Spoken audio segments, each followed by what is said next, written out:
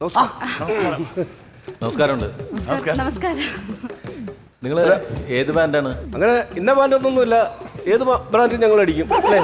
ബീവറേജിൽ ചെന്ന് കിട്ടുന്നതനുസരിച്ചാണ് നമ്മൾ സാധനം. ഇന്നലെ ഭയങ്കര ലോക്കൽ സാധനം കൊടുത്തത്, അത് കഴിച്ചിട്ട് ഇപ്പോഴും വിട്ടിട്ടില്ല. ബ്രാൻഡല്ല ചോദിച്ചത്, നിങ്ങൾ ഏത് ബാൻഡ്? ആറില്ല, BAND band. നിങ്ങളുടെ ബാൻഡ് ഏതാണ്? ഞങ്ങളുടെ ബാൻഡാണ് ഇതല്ല, ഇതെല്ലാം ഞങ്ങളുടെ ബാൻഡാണ്. എന്റെ പാന്റാണ്, ഇത്തിരി ഇറക്കം കുറഞ്ഞു പോയെന്നുള്ളൂ. ഞാൻ ഇവരുടെ ബാൻഡ് ഇടാറില്ല. അതെ, നമ്മള് ലെഗിൻസ് ആണ്. ഇന്ന് പിന്നെ ഇങ്ങനെ വന്നേ ഉള്ളൂ. അതല്ല ചോദിച്ചേ, ബാൻഡ് നിങ്ങളെ ബാൻഡുകാരല്ലേ? അതെ, അതാ ചോദിച്ചേ. അല്ല, ഞാൻ പണ്ട് മേരിമാത ബാൻഡ് സെറ്റിലൊക്കെ പോയിരുന്നു. നമ്മൾ ചോദിച്ചതല്ല. അതായത് ഈ ബാൻഡുകാരെന്ന് പറയുമ്പോഴത്തേക്കിന് സാധാരണ നമ്മൾ കാണുന്ന എല്ലാം ഈ താടിയും മുടിയും ഒക്കെ വളർത്തിയിട്ടാണ് കാണുന്നത്. ഞങ്ങൾക്ക് താടിയൊക്കെ ഉണ്ടായിരുന്നു. എനിക്ക് മുടിയുണ്ടല്ലോ. മുടിയൊക്കെ ഉണ്ടായിരുന്നു. എന്നിട്ട് ഇഷ്ടംപോലെ മുടി ഉണ്ടായിരുന്നു. ഞങ്ങൾ ഇവിടെ ഉണ്ടായിരുന്നു. എനിക്ക് ഇവിടം വരെ ഉണ്ടായിരുന്നു മുടി. എന്നിട്ട് ഇപ്പൊ ഞങ്ങൾ ഇന്നലെ ട്രിപ്പിൾ അടിച്ച് സൈക്കിളിൽ ഇങ്ങനെ പോയി. അപ്പൊ പോലീസ് പിടിച്ചിട്ട് ഇങ്ങനെ മുറിച്ച് കളഞ്ഞു. മര്യാദക്ക് നടക്കാൻ പറഞ്ഞു. അങ്ങനെ അല്ല, അപ്പൊ ഇതിൽ ലീഡർ ആരാണ് നിങ്ങളുടെ? അങ്ങനൊന്നുമില്ല. ഞങ്ങൾ എത്ര നാൾ കൊണ്ട് ഒരുമിച്ച് വർക്ക് ചെയ്യുന്നവരാണ്. വലിപ്പ ചെറുപ്പമൊന്നുമില്ല, ഞങ്ങൾ മൂന്നുപേരും സമന്മാർ. അങ്ങനെയല്ല, ഇപ്പൊ നമ്മുടെ ഒരു ഷോയിൽ പോകുമ്പോൾ ഞാനാണ് അതിന്റെ ഒരു ലീഡർ എന്ന് പറയുന്ന ആള്. ആവശ്യക്കാരുടെ ഷോയ്ക്ക് പോകുമ്പോൾ ആവശ്യക്കാണ് അതിന്റെ ലീഡർ. അപ്പൊ ഓരോ പ്രോഗ്രാമിനും ഒരു ലീഡർ ഉണ്ടാവുമല്ലോ, ഒരു മെയിൻ ആയിട്ട് ഒരാൾ. ഞങ്ങൾ 2 മെയിലും ഒരു ഫീമെയിലും. അതെ, ട്രൂപ്പില്. മെയിലും ഫീമെയിലും അല്ല, മെയിൻ ആരാണെന്ന് ചോദിച്ചത്. മെയിൻ ആരാണ്? മെയിൻ ആരാണെന്ന്? മെയിൻ ഞാനാണ്. ഞാനാണ് മെയിൻ.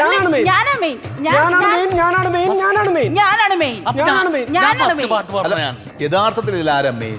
യഥാർത്ഥത്തിൽ ഇതിന്റെ യഥാർത്ഥം ഞാനാണ്. യഥാർത്ഥൻ. നീ അല്ല യഥാർത്ഥം, ഞാനാണ് യഥാർത്ഥി. യഥാർത്ഥിയല്ലോ, നീ അഭയാർത്ഥിയാണ്. നീ വലിഞ്ഞു കയറി ട്രൂപ്പിൽ വന്നതാണ്. ആക്ഷേപിക്കരുത് കേട്ടോ. സത്യമായിട്ട് ഞാൻ ഒരു കാര്യം പറയട്ടെ, ഞാനാണ് യഥാർത്ഥത്തിൽ സമ്മതിച്ചു. നിങ്ങൾക്കൊരു ഒരു വർഷം മിനിമം എത്ര ഷോസ് ഉണ്ടാവാറുണ്ട്? 3000? 300? അല്ല, 3. ഒരു വർഷത്തില്? പന്തളം ഭാഗത്ത് വരുമ്പോ ഞാനാണ് യഥാർത്ഥൻ. അവിടെ എനിക്ക് ഞങ്ങളുടെ ക്ലബിൽ ഒരു പരിപാടിയുണ്ട്. പറവൂർ ഭാഗത്ത് വരുമ്പോ ഞാനാണ് മെയിനായിട്ട്, ഞാനാണ് യഥാർത്ഥൻ.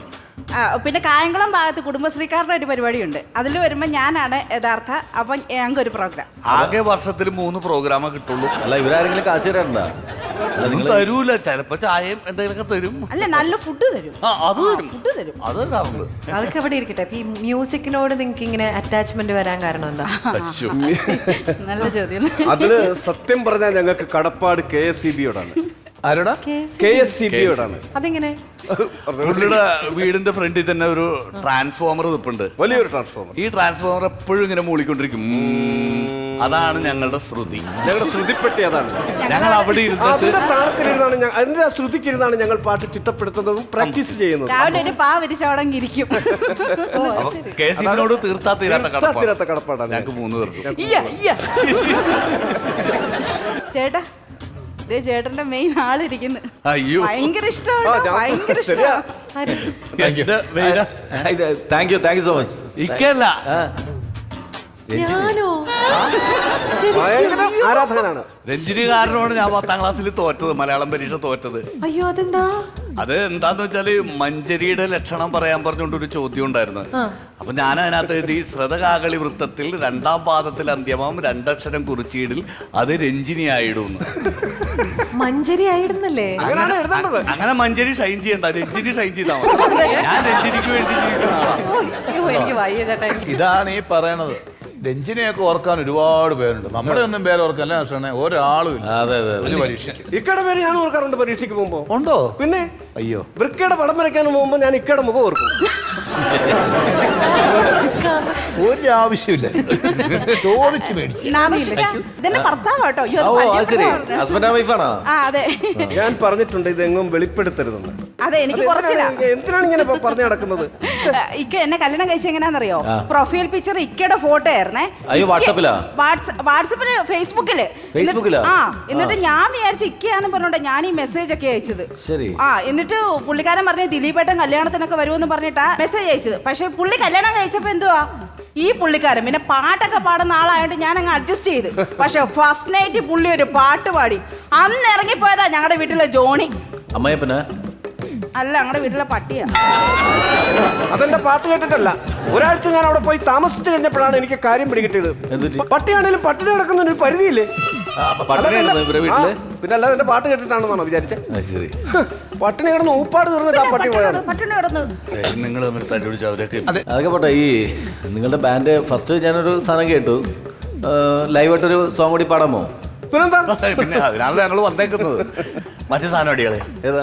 മറ്റേ നമ്മുടെ ജിമിക്ക് നമ്മ വേഷം ഇട്ടല്ലേ അത് കൊടുക്കാം.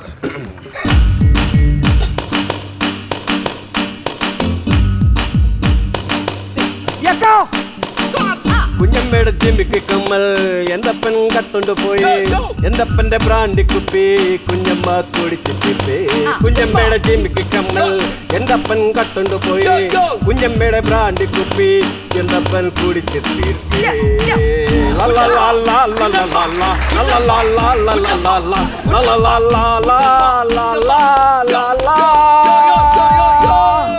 ഓ, ഇത് പൊട്ട തെറ്റാണല്ലോ പാടുന്നത്. എന്താണ്? കുഞ്ഞമ്മയുടെ ജിമിക്ക് കമ്മലല്ല, എന്റെ അമ്മയുടെ ജിമിക്ക് കമ്മൽ.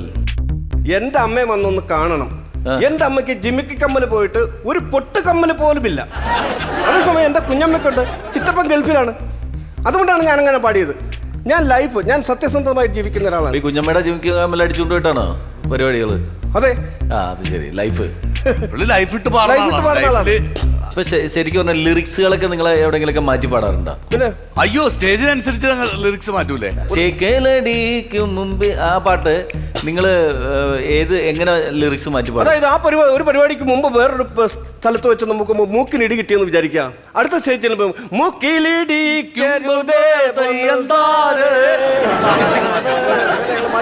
തലക്കിട്ടാൻ ഇടി കിട്ടണമെങ്കിൽ ആ ഒരു സ്റ്റൈൽ വെച്ച് ഞങ്ങൾ അപ്പാപ്പ ലിറിക്സ് മാറ്റിക്കൊണ്ടിരിക്കും. എവിടെ ഇടി കിട്ടുന്ന വെച്ചാൽ അതനുസരിച്ചിട്ട് മാറിക്കൊണ്ട് അതാണ് ഞങ്ങൾ മാറ്റുന്നത്. ഉള്ള കാര്യം. നിങ്ങൾക്ക് ഈ പണിയല്ലട്ട പറ്റുന്നത്. നിങ്ങൾ വേറെ ഏതെങ്കിലും പണിക്ക് പോകുന്നതാണ്. അല്ലല്ല, നമ്മള് വേറെ സാധനങ്ങളുണ്ട്. വേറെ സാധനം ഒന്നും ഉണ്ടാക്കാൻ അറിയാവുന്ന പണിക്കല്ലേ ഇപ്പൊ അല്ല, ഈ പാട്ടൊന്ന് കേട്ടു നോക്ക്. എന്നിട്ട് ഏത് പാട്ട്? ബ്രിഡ്ജിന്റെ ഒരു സാധനം ഉണ്ട് നമ്മുടെ ഏത് ബ്രിഡ്ജ്? ബ്രിഡ്ജ് പാടും. പാടാം. ആ പാട്. ഒന്ന് സീക്കൂടിടാ. ശ്രീയാ അതെവിടെ ഇരിക്കുന്നത്? ബ്രിഡ്ജോ ബ്രിഡ്ജോ നല്ല നടക്കണ ബ്രിഡ്ജോ, ഡാഡിന്റെ കയ്യും പീഡിച്ച് നടക്കണ കാലോ, ആ ഒരു ബ്രിഡ്ജിന്റെ തൂണിൽ നിന്നും ഗോൾഡേ എന്നുള്ളൊരു വിളിയും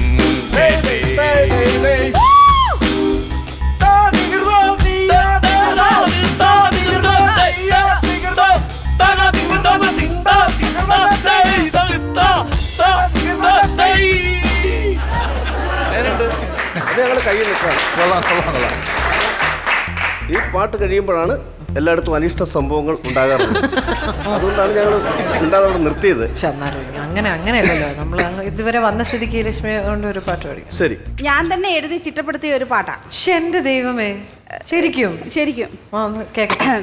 വിഷാംശമോരോ പഴത്തോടിലും തേച്ചു പിടിപ്പിച്ചുവോ, ഹേമന്തു തന്നൊരു ഫ്രൂട്ട് സലാഡിൽ കാർബണിന്റെ ഹോർമോണുകൾ, എന്റെ ചേട്ടന്റെ പ്രാർത്ഥന കൊണ്ടു മാത്രം ജീവിച്ചിരിക്കുന്നു ഞാൻ, ഭൂമിക്ക് ഭാരമായി വിഷാംശമോരോ പഴത്തോടിലും തേച്ച് പിടിപ്പിക്കുന്നു. ഇങ്ങനുണ്ട്. ഡി മൈനറിൽ പാടിയായിരുന്നു കുറച്ചുകൂടെ നന്നായിരുന്നു. ചേട്ടാ, ഇനി നമുക്ക് റിഹേഴ്സൽ ചെയ്യണം കേട്ടോ. ഞാനിത് പൊളിക്കും. എങ്ങനെ ട്രൂപ്പ് പൊളിയണമെന്ന് മനസ്സിലായി. എങ്ങനെ ട്രൂപ്പ് പൊളിയണമെന്ന് മനസ്സിലായി. ഇപ്പൊ വൈഫ് തന്നെ പറഞ്ഞു ഞാനിത് പൊളിക്കുന്നു പാടി. അല്ല, ഞങ്ങളെ വേറൊരു സാധനം ചിട്ടപ്പെടുത്തിയിട്ടുണ്ട്. എന്താണ്? പച്ചക്കറിക്കായ തട്ടിൽ. അത് നല്ല സാധനമാണോ അത്? ആ പാടി. അത് പാടട്ടേടാ. അത് പാട്. ഭയങ്കര പച്ചക്കറിക്കായ തട്ടിൽ ഒരു മുത്തശ്ശി പൊട്ടറ്റോ ചൊല്ലി, കുഞ്ഞോളെ കുമ്പാളി മാമുണ്ട് ചായുറങ്ങ്, തക്കാളി 40, കുഞ്ഞോളെ കുമ്പാളി മാമുണ്ട് ചായുറങ്ങ്, സാമ്പാർ കിറ്റ് 150, പിഞ്ചു പോലും ചുമ്മാ കള്ളക്കണ്ണീർ പൊഴിക്കും, 20 കിലോ 20. തക്കാളി പപ്പാളി അച്ചിങ്ങ പീച്ചിങ്ങ മച്ചിങ്ങയോടത്ത് പിച്ച വെച്ചു നടക്കും കിലോ 50, കിലോ 50, കിലോ 50. കുഞ്ഞോളെ കുമ്പാളി മാവുണ്ട് ചായുറങ്ങ് കുഞ്ഞോളെ കുമ്പാളി മാവുണ്ട് ചായുറങ്ങ് കിലോ 50, കിലോ 50. തീരാൻ പോകുന്നത് കിലോ 50 തീരാൻ പോകുന്നത്. മാവുണ്ട് ചായുറങ്ങ് കരിവേപ്പില free.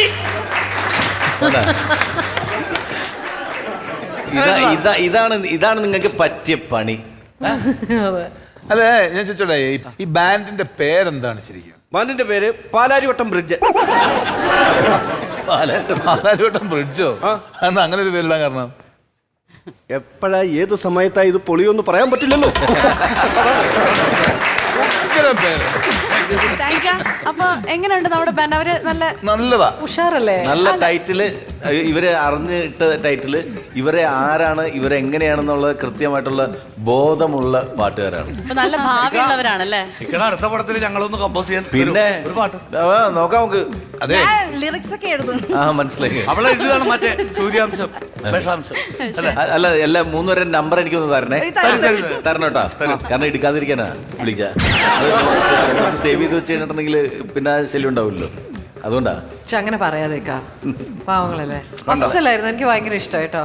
Thank you. Ranjini cinema ചെയ്യുമ്പോ നിങ്ങളെ കൊണ്ട് ചെയ്യിപ്പിക്കും. അതെ, ഞാനേ കരയാൻ തുടങ്ങുമായിരുന്നു, അപ്പോഴാ പറഞ്ഞേ. രഞ്ജിനിയുടെ ബാൻഡിൽ നമുക്ക് അല്ലേ? അവസരം കിട്ടുമല്ലോ. ഞാനല്ലേ രക്ഷിച്ചത്? രഞ്ജിയുടെ ബാൻഡിൽ പഠിച്ചാൽ മതി ഞങ്ങളാ. അത് മതി. അല്ല, അതിൽ ഓൾറെഡി ആൾക്കാർ വേണ്ട, ഒന്നും വേണ്ട, പറയണ്ട. ഞങ്ങൾ ഞങ്ങൾ fix. വന്നിരിക്കും. ഞങ്ങൾ വേണ്ട, ഇനി ഒന്നും പറയുന്നില്ല. ഒന്നും പറയണ്ട.